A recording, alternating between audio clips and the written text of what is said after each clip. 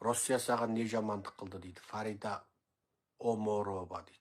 Фарида Омарова, Россия не жамандық қылушы еді?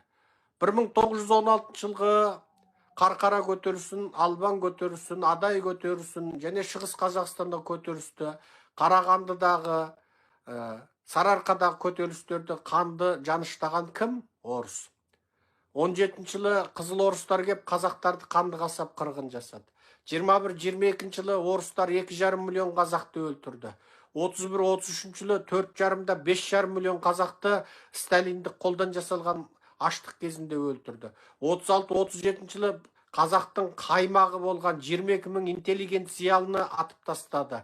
41 жылы соғысқа айдады. 45 жылы Еуропа майдандағы соғыстан тірі қайтқан қазақтарды Шығыс Түркістандағы соғысқа айдап салды. Оспан Батырға қарсы күрестірді.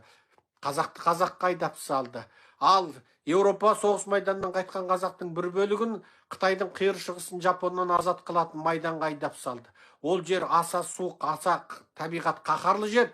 Жұқа киімменен барған Еуропа майданнан 4-5 жылдық соғыстан аман қалған қазақтар қиыр шығыстың даласында алды апаттық жағдайда үсіп, қару-жарақ жетіспей, өте қиын жағдайда ажал құшты.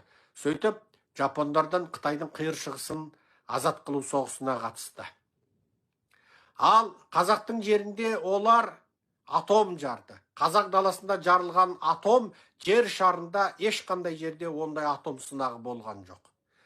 Жаңағы Семей, Невадада, тағы басқа жерде, Ақтау, Ақтөбеде, Жезқазғанда, Шымкентте олар атом сынақтарын жасады. Және орталық Қазақстан, мынау Ақтөбе, Жезқазған, Шымкент, бұл жерде уран қазды. Бүкіл жер шарының 60% ураны қазақ жерінде, сөйтіп қазақтарды атом сынағының құрбаны жасады. Ал қазақ жерінен, мынау жергіндік деп ежелгі қазақтар атаған мына Байқоңырдан олар зымыран ұшырды. Бұл зымыранға қалқарада тыйым салынған гептил дейтін өте улы жанармайды пайдаланды. Ал гептилді олар төгіп отырды. Әуеден төгілген гептил бүкіл қазақ даласын улады. Қазақ даласында осындай апаттар болды. Ал Арал теңізін жер асты атом сынағын жою арқылы жердің қыртысын жарып жіберіп, Арал теңізін жоқ қылып жіберді. Аралдағы апаттан, биологиялық қарулардың сынақтарынан қазақтың шеккен зардабында қисап жоқ. Ал совет кезінде қазақтарды ұлт ретінде, тұқым ретінде жойып жіберу үшін олар тағы да медициналық, биологиялық қаншама эксперименттерді қазақтарға жасады.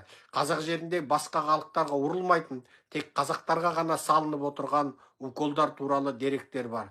Ал қазақтың балаларын жаңағы туытқаналарда тудырған кезде әдейіге жаңа черешний давление болды, әйтті битті деп әдейіге әр 10 баладан бірнеше баланы қолдан мүгедек жасауда сол совет кезінде жүзеге асырылып отырды.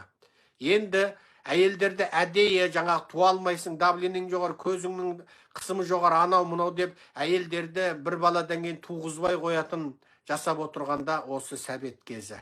Совет тәрбиелеген докторлар адамның өмірін құтқарумен емес, адамдарды жаңағы әдейіге мақсатты түрде, немесе өздері сол ұстаздардан сондай тәрбие алған, құрттай жай әшейін жатыр қабынған, біраз күтініп ыстық суға түссе жазылып кететін әйелді бітті сенің жатырың қабынды деп жатырын кесіп тастап алып отырды. Сөйтіп қазақтарды ұлт ретінде жойды. Ал осы орыс Ресей саған немене істеді дейді. Жаңағы осы сұрақты қойған адамға менің жауабым осы.